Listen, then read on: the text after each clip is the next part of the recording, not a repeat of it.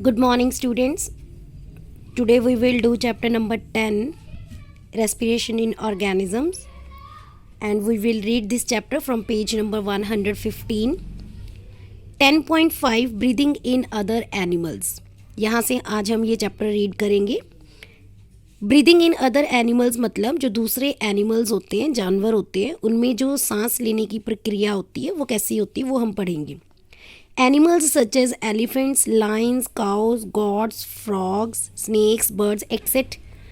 lungs in their chest cavities like the human beings. कहते जो animals होते हैं जैसे एलिफेंट हो गया, लॉइन हो गया, काओ होगी, गॉट, इस तरह के जो एनिमल्स यहाँ पे बताए हैं, इन सभी के चेस्ट में, छाती पे लंग्स होती है. लंग्स मतलब फेफड़े होती है. ठीक है, बिल्कुल ह्यूमन पर्सन की तरह, आम इंसान की तरह इनकी भी चेस्ट में लंग्स प्रेजेंट होते हैं.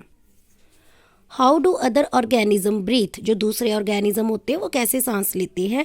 Do they also have lungs like those of human beings. कहते हैं जैसे इंसानों के लंग्स होते हैं, फेफड़े होते हैं, क्या उनके भी लंग्स होते हैं. Let us find out. आइए हम पता करें. First one we will discuss about the cockroach. Cockroach के बारे में हम पढ़ेंगे. A cockroach has a small opening on the sides of its body. कहते जो कॉकरोच होता है उसकी बॉडी पे छोटी छोटी ओपनिंग्स होती है. ओपनिंग्स मतलब कुछ होल्स होते हैं उनकी बॉडी में. Other insects also have similar openings. जो दूसरे कीड़े होते हैं उनके भी शरीर में कुछ ओपनिंग्स होते हैं. ठीक है, उनकी चमड़ी में मतलब कुछ होल्स होते हैं, छेद होते हैं. These openings are called spiracles. बोल सकते हैं इनको spiracles. These openings are called spiracles. Spiracles का मतलब होता है चमड़ी. ठीक है, उन ओपनिंग्स को आप चमड़ी भी कहते हो. Insects have a network of air tubes called trachea for gas exchange. कहते जो कीड़े होते हैं ना उनमें कुछ एयर ट्यूब्स का एक बहुत बड़ा नेटवर्क होता है. नेटवर्क मतलब कि बहुत ज़्यादा एयर ट्यूब्स जब आपस में जुड़ जाए तो वो एक नेटवर्क बन जाता है. तो जो कीड़े होते हैं उनके शरीर में एक नेटवर्क होता है एयर ट्यूब्स का जिसके द्वारा वो सांस ले सकते हैं. Oxygen rich air rushes through spiracles. कहते हैं जो एक ऐसी ऑक्सीजन या एक ऐसी हवा जिसमें बहुत ज़्यादा अमाउंट में ऑक्सीजन प्रेजेंट होती है वो उन स्पायरेकल्स जो चमड़ी होती है उनमें से गुजरती है और ट्रैकियल ट्यूब्स तक जाती है. जो सांस लेने वाली जो ट्यूब्स होती है इन एनिमल्स में उन तक पहुंचती है और फिर बॉडी टिश्यू में एंटर हो जाती है, वहाँ पे फैल जाती है and reaches every cell of the body. और उनके शरीर के हर एक हिस्से तक पहुँचती है. तो एनिमल्स में क्या होता है कि इंसेक्ट्स के शरीर में एक एयर ट्यूब्स होती है, उनका बहुत बड़ा नेटवर्क होता है, बहुत सारी ट्यूब्स आपस में जुड़ी होती है जिनको ट्रैकिया कहते हैं. ट्रैकिया का काम होता है गैस को एक्सचेंज करना. जितनी भी हवा में ऑक्सीजन होगी वो स्पायरेकल्स के द्वारा ट्रैकियल ट्यूब्स में पहुंचती है, वहाँ से वो बॉडी टिश्यू में और इस तरह से बॉडी के हर एक पार्ट तक पहुँचती है इन कॉकरोच के या कोई भी इंसेक्ट्स है. Similarly, carbon dioxide from the cell goes into the tracheal tubes and moves out through spiracles. कहते हैं ऐसे ही कार्बन डाइऑक्साइड होती है जो ट्रैकियल ट्यूब्स होती है, जो सांस लेने वाली जो नलियाँ होती हैं, ट्यूब्स होती है, उनमें पहुंचती है और फिर चमड़ी के द्वारा बाहर निकल जाती है कार्बन डाइऑक्साइड इन इंसेक्ट्स में. These air tubes और trachea are found only in the insects. कहते हैं ये जो ट्रैकिया होती है, ये जो आपके पास सांस लेने वाली ट्यूब्स होती है, ये सिर्फ जो इंसेक्ट्स होते हैं, कीड़े, उन्हीं में मिलती है. Not in any other group of animals. दूसरे एनिमल्स में ये ट्यूब्स नहीं होती है. ये आप देख सकते हो यहाँ पे कॉकरोच का डायग्राम बना हुआ है. इनके शरीर पे कुछ स्पायरेकल्स होते हैं और ट्रैकिया होती हैं जिसमें इन ट्रैकिया को आप कह सकते हो एयर ट्यूब्स. बहुत सारा नेटवर्क होता है जिसके द्वारा हवा इनमें एंटर करती है और कार्बन डाइऑक्साइड बाहर निकल जाती है. Next one is earthworm. Earthworm होता है जो ज़मीन के अंदर मिट्टी के नीचे बिल्कुल प्रेजेंट होते हैं और बिल्कुल स्नेक की तरह दिखते होते हैं और इनके शरीर में हड्डियाँ नहीं होती है, ये एक मांस की तरह होते हैं. Now, earthworm. Recall from chapter 9 of class 6 that earthworm breathe through their skin. जो earthworm होता है वो सांस लेता है अपने स्किन के द्वारा, चमड़ी के द्वारा।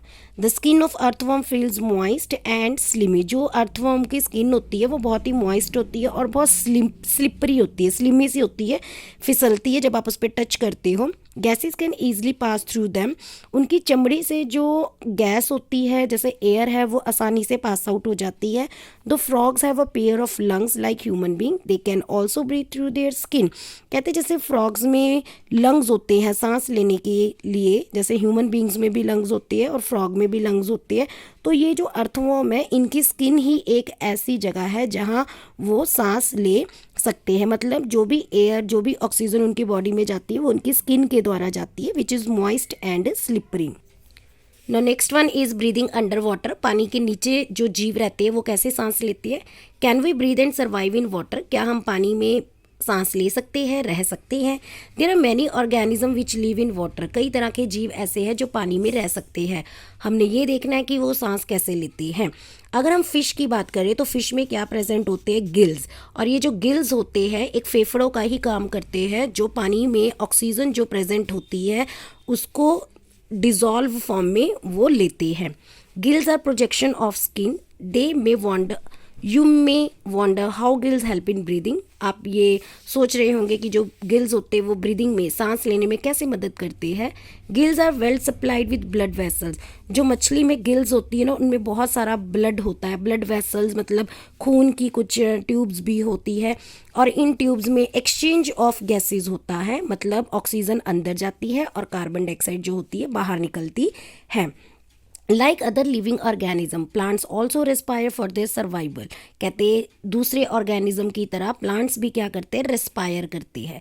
दे also take oxygen from air. Plants air से ऑक्सीजन लेते हैं एंड कार्बन डाइऑक्साइड को वो रिमूव करते हैं। In the cell oxygen is use to break down glucose into carbon dioxide and water.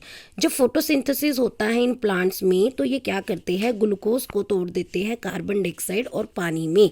In plants each part can independently take oxygen from air and give out carbon dioxide. We have already learnt in chapter 1 the leaves of plants have tiny pores। हमने chapter number 1 में पढ़ा कि जो plants के पत्ते होते हैं ना उनमें छोटे छोटे पोर्स होते हैं, छेद होते हैं, जिनको हम क्या बोलते हैं, स्टोमेटा। ठीक है, स्टोमेटा का काम क्या होता है कि वो ऑक्सीजन को एक्सचेंज करती है, कार्बन डाइऑक्साइड को भी। मतलब ऑक्सीजन और कार्बन डाइऑक्साइड का एक्सचेंज करते हैं। एक्सचेंज मतलब एक ऑक्सीजन लेते हैं, कार्बन डाइऑक्साइड लेते हैं और ऑक्सीजन को एक्सेल कर देते हैं। तो इस तरीके से प्लांट्स क्या करते हैं, यूज़ करते हैं गैसेस को। Like other all living cells of plants the root cell also need oxygen to generate energy. जो रूट होते हैं प्लांट्स के उनको भी ऑक्सीजन की ज़रूरत पड़ती है एनर्जी को बनाने के लिए। They take up this air from the air space present between the soil particle. तो ये कैसे लेते हैं उस ऑक्सीजन को कि मिट्टी में छोटे छोटे आप ये कह सकते हो छेद होते हैं, सॉइल पार्टिकल्स होते हैं, एयर स्पेसिस होती है। मतलब सॉइल पार्टिकल में एयर के लिए स्पेस बनी होती है कुछ होल्स की फॉर्म में, जिनमें से हवा मिट्टी के अंदर एंटर कर सकती है। तो बच्चे ये चैप्टर यहीं पे आज हमने ख़त्म किया। इस पूरे चैप्टर में हमने ये पढ़ा कि जितने भी ऑर्गेनिजम्स होते हैं, चाहे वो प्लांट्स है, चाहे एनिमल, चाहे ह्यूमन बींग, सभी को हर एक तरह का काम करने के लिए रेस्पायर करने पड़ता है, सांस लेनी पड़ती है और उसके द्वारा उनको क्या मिलती है, एनर्जी। ठीक है, तो आज की क्लास में हमने chapter number 10 respiration in organism को सम अप किया। अब इसके क्वेश्चन आंसर्स आपने अपनी नोटबुक पे कंप्लीट करने हैं और बैक एक्सरसाइज को बुक में। Thank you very much.